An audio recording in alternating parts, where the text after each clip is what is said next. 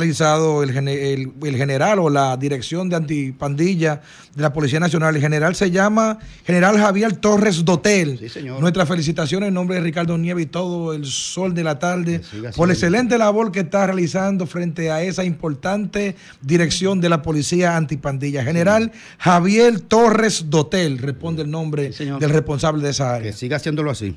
Bueno, no hay trabajo, mijo, de antipandillas si simultáneamente no se van trabajando las condiciones para que aquí no sigan proliferando las pandillas. Eso es una barbaridad. Antes los grupos juveniles, Ivonne, del que nosotros formamos parte los de clubes y la pastoral juvenil, que era un centro de acopio de talentos jóvenes, sacábamos muchos muchachos de la pandilla, porque yo vivía cerca de la zona de Villa Duarte y esos cruces, y nosotros trabajamos muchos jóvenes en el tema de droga, en el tema de calle y todo eso. Claro. Contribuimos a sacar muchos jóvenes de la calle. Pero eso además de los grupos también que trabajan juveniles, ¿no? De la iglesia, sobre todo. Hay un grupo que hacía un trabajo interesante. Mucho más atrás entonces eran los clubes deportivos, los clubes culturales y deportivos que estimulaban a los jóvenes a otra cosa. Una cosa maravillosa. Desde el arte, pero también desde el deporte, pero igual fomentaban la asociatividad. Exacto, y además estimulaban a la lectura. Por supuesto, eso se producía bajo el influjo de una situación política y social que había en el país, ¿no? En la que, bueno, aquí tú estabas en una acera o estabas en otra, pero era bueno, por ejemplo, con los grupos de izquierda entonces, no importa cuál color tuviera, lo que importaba era que esos jóvenes, sus ocupaciones eran distintas y sobre todo se le estimulaba mucho a su formación. Yo puedo recordar que la verdad mi hábito de lectura me lo crearon desde muy jovencita y fue precisamente a través de esos grupos y de esos clubes culturales, que ahí en Villa Duarte había uno importante que era el Club José Joaquín Pérez, pero también el Club Las Américas,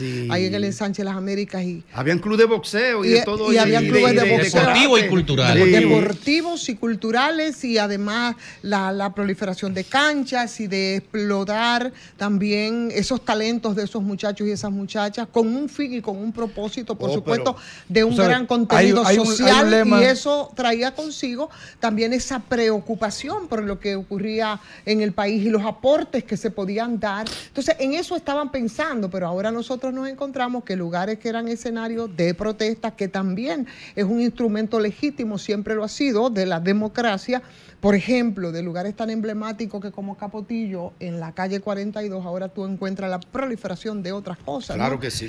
Y es lamentable. Hay un lema que dice, para los niños, mente ociosa, taller del diablo. Sí. Es decir, un niño debe tener ocupada su vida. Esos clubes jugaban un rol fundamental. Al igual como tú, yo creo que mi hábito de lectura en su momento, cuando era más asiduo, tal vez que ahora, fue provocado a través de la Iglesia Adventista y el Club de Conquistadores. Pero al mismo tiempo, yo fui conquistador por muchos años. Y ahí entonces comencé a fomentar la lectura. Y los Boy Scouts. Sí, pero también están los Boy Scouts, pero también están los exploradores del Rey, de la Iglesia Pentecostal. También estaban los clubes de la Iglesia Católica. O sea, había un contrapeso y un equilibrio social que hacían esos clubes deportivos culturales, religiosos, que formaban muchos jóvenes que cuando había deficiencia en la familia, te lo formaban los clubes también. Entonces, tienen que saber las autoridades y los gobiernos todos indistintamente que no es solamente la parte represiva, eso podía ser quizás la patita de una mesa, sino hay otra parte muy importante, que es lo que hacen las instituciones gubernamentales para ir e intervenir a los barrios. ¿Por qué no proliferan las bibliotecas, por ejemplo, que es una forma de estimular a que los muchachos puedan y empiecen a leer? ¿Por qué no esos grupos donde te forman? ¿Qué pasó con las academias de música que en todos los pueblos habían academias musicales? La mayoría mira, en los pueblos podía ser una ranchetica de tabla, pero había una escuela de música. Claro. Y ahí practicaban los muchachos. Las escuelas mismas, la escuela pública, no pasaba una fecha emblemática como el 19 de marzo, el 27 de febrero, el Día de la Madre, sin que los muchachos, la banda de la escuela, los muchachos fueran convocados a presentar obras de teatro, a corear, que sí, a corear lo otro. Por ejemplo, yo formé parte de un grupo que se llamó Juventud Valiente, de ahí de la iglesia San Juan Evangelista en la 25 de febrero. Y tú sabes que después de ese grupo nosotros formamos un grupo de teatro llamado Esperanza Viva, donde nosotros hacíamos teatro de denuncia social. Y eso, carajo, eso... Como la Trinitaria. Yo hice cuarto de primaria ahí en la escuela San Juan Bautista, en la que tú fuiste. Yo estudié ahí también. Pero además, esos domingos y esas retretas de los domingos... con esas bandas de música y con esos músicos, era el espacio para lucirse y sobre todo en fechas... Y hasta para el cortejo. Sí, claro que sí, ¿no? Y esas fechas históricas, esas bandas de música se presentaban. Entonces yo creo que eso es una forma importante también, Federico, de tú prevenir la delincuencia. Si tú lo ves, por ejemplo, esos clubes y esa dinámica que ustedes están hablando eran 70 y 80, pero sobre todo 70. Y principios de los 90. Que fue una época ya residual ahí. Claro. Pero que fue una época, hasta principios de los 90, bastante marcada por lo que fue la lucha, como tú señalabas, de ideologías. Es decir, que si tú no estabas ideologizado o vinculado política y partidariamente a alguien o a una facción, si tú no eras reformista, si tú no eras del PLD, si tú no eras del PRD, si tú no eras izquierda, era derecha, era comunista, tú tenías la opción cívica, la opción asociativa, la opción cultural, la opción local. Pero ahora tú no tienes ni ideologías en los partidos, ni tienes el contrapeso asociativo en el territorio. Entonces ahora no hay nada, y entra lo que tú señalas de una mente sin nada que hacer, que no sea consumir data en el celular. Así es. Y su referente entonces es Toquicha. Exacto. Ese es su referente, Toquicha. Ustedes saben qué preocupación hay que hacer. Te están planteando un problema. Y yo creo que podemos recomendar una acción. ¿Cuál? La juventud y cultura debían tener una comunicación entre ellos para promover la participación de los jóvenes y las acciones culturales. Tú dices los en cada ministerios, comunidad. Los ministerios de juventud y de cultura. Claro, tienen que acercarse debían a los jóvenes, coordinarse y tener una presentación que facilite, como ustedes dicen, la diversidad de participaciones culturales y de otros órdenes de la juventud. Pero son las instituciones que tienen que intervenir, papá. Pero estamos ir diciendo hacia a las ellos. dos. Estamos hablando de las dos. Claro. Usted dice el Ministerio de la Juventud. Claro, y de la cultura. No, yo pensaba que usted se refería a la juventud en sentido general, pero no el ministerio. Sí, el ministerio, sí, efectivamente, Fafa, pero no solamente cultura y juventud. Tiene que hacerse también tienen que intervenir también otros ministerios, ¿no? Otros estamentos gubernamentales, es verdad. Deberían hacerlo. ¿Por qué no se lo proponen? Es tan complicado. Mira, cuando ahorita llamaba a una persona y decía como un logro que Los Alcarrizos, que le vale, porque Los Alcarrizos es el quinto municipio más grande del país, por encima de San Cristóbal. Muchísimas provincias como municipio, poblado, muchísimas provincias tienen menos gente que como municipio. Y decía con mucho orgullo, vamos a tener un destacamento y tendrá 200 personas. Más destacamento quiere decir más represión. Se supone que donde hay un destacamento es porque se necesita más control social, más contención, porque hay más delincuencia. Donde no lo hay, deberían de estar contentos. Digo, si no hay delincuencia, supone. Pero yo creo, Ivonne, que a propósito del tema que conversábamos sobre el tema de la pandilla y todo eso, ¿por qué antes no existían el tema de la pandilla? O vamos a irnos más profundo. ¿Cómo comienza la pandilla en Estados Unidos? Bueno, principalmente con el caso de los trinitarios. Dominicanos en cárceles americanas que se sentían desprotegidos. Imagínate que hay uno que es más adulto, que tiene más tiempo en la cárcel, y el que llega para sentirse protegido por ese, hacen como un pequeño bloque dominicano. Al igual los niños, los jóvenes que entran a banda, aunque muchos de ellos es por sinvergüencería, porque vamos a ser sinceros, pero hay otros que no es sinvergüencería, es que no encuentran refugio ni en los padres, ni en la familia, ni en los amigos, ni en nada, y encuentran una ganga o una banda que le dice, ven, echa para acá, mira, tú aquí vas a ser protegido, nadie te va a poner la mano, nadie se va a poder burlar de ti, el que te dio a ti no dio a todos nosotros. Entonces ahí es que hay que trabajar. Pero mira, si nos ponemos a analizar las causas, son tantas las causas, y que tienen que ver con la misma degradación de la misma sociedad.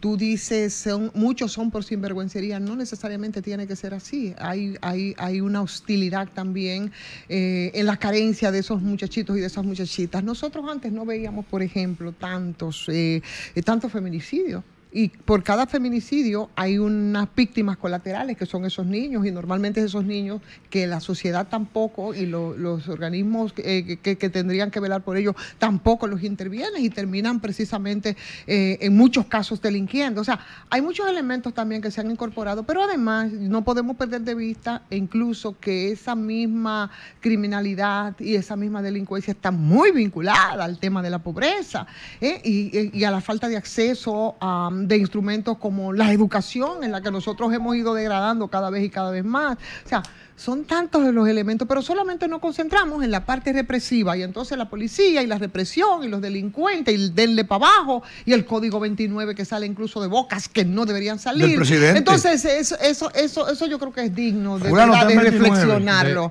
De todas formas, al final de cuentas, es una, como señaló Fafa, es una obligación suprainstitucional, o sea, son las instancias ministeriales que tienen que hacer eso. Y recordemos que el inicio de esto es, de esta conversación, porque bueno, digamos que a lo interno de la institución hay alguien que está cumpliendo su función, el general Dotel Torres, creo que es. Sí. Javier Torres, que es una función que no es la necesaria, que no es la única ni la suficiente, pero que le corresponde a otra autoridad de la institución dominicana complementarla con algo, porque con eso no se va a resolver. Porque si eso no es contención pura y duro. Exacto, Federico, y se nos vuelve entonces una especie de círculo vicioso, porque dime... ¿Qué tú ganas metiendo a una correccional a un muchacho de 15 años? La sociedad perdió si eso pasa. Exacto, entonces como las causas y los factores son muchos, las respuestas tienen que ser así mismo, venir de diferentes sectores, porque si no es así, ese círculo vicioso, y hay quienes intentan desde sus instituciones, oye, pero si no hay el apoyo, ¿no?, de otras instituciones para que se avance en esa dirección. Mira, Graimel ahorita decía de los liceos musicales, fue que tú dijiste. Las academias de música. Las escuelas musicales, yo recuerdo. Las academias de música. Sí, yo recuerdo, por lo menos en San Cristóbal le decimos liceo musical. Yo recuerdo que en los años 80, o finales, 80 y 90, una gran cantidad de los músicos que trabajaban en las orquestas de la capital eran de San Cristóbal. La mayoría de los músicos salieron de las academias de música de los pueblos. Pero ¿tú sabes por qué un gran grupo era de San Cristóbal? Porque San Cristóbal tenía el famoso liceo musical que está en la Avenida Libertad de San Cristóbal. Y ahí son docenas y docenas de jóvenes que se formaban en el tema de la música. Y entonces luego podían conseguir trabajo en diferentes orquestas del país. Es para que ustedes vean cómo una pequeña acción logra servir de un contrapeso social. Y nos evita entonces, Ivonne, tener sobrepoblado una cárcel como La Victoria, que agarraron, que ahí agarran y se murieron hoy 11, 12 personas, ¿verdad? ¿Cuánto preventivo habían de eso, Ivonne, ahí? No, pero ni siquiera lo peor que llega para el detonante, que ni siquiera yo creo que el caso yo creo que tenemos que verlo desde un abanico mucho más amplio, que La Victoria como penitenciaría sobrepoblada. Sí. Óyeme, el sistema... Van 13. El sistema penitenciario completo, donde probablemente esos presos, como decía Federico el otro día, porque esos no hay que andarle de que con vuelta ni adornando, de que privados de libertad, no son presos porque los tratan de la peor manera. Sí. Quizás esos cambiaron el lenguaje, pero no la práctica. Claro, exacto. Quizás esos no son los peores. Quizás esos no son los peores. Los peores son los que lucran en esos espacios, ¿no?, donde tienen a esos internos con negocios tan sucios, porque a los que probablemente y por lo que quizás las razones por las que están presos no llegan, y esos son los que están ahí, las autoridades. ¿Y por qué el gobierno se adelantó a decir que eso fue un incendio? Un cortocircuito. ¿Qué fue un cortocircuito? ¿Por qué se adelantaron? Vamos a contar la historia. Aquí todo el mundo sabe. Exacto, como siempre ha dicho, pero lo grande del caso es, y bueno, eso es un tema bastante espinoso, pero normalmente esos tienen nombres y apellidos. ¿Y sabes cuáles son los nombres y apellidos? Los nombres y apellidos de las bandas que operan, pero además los nombres y los apellidos de los que los protegen desde fuera y desde dentro.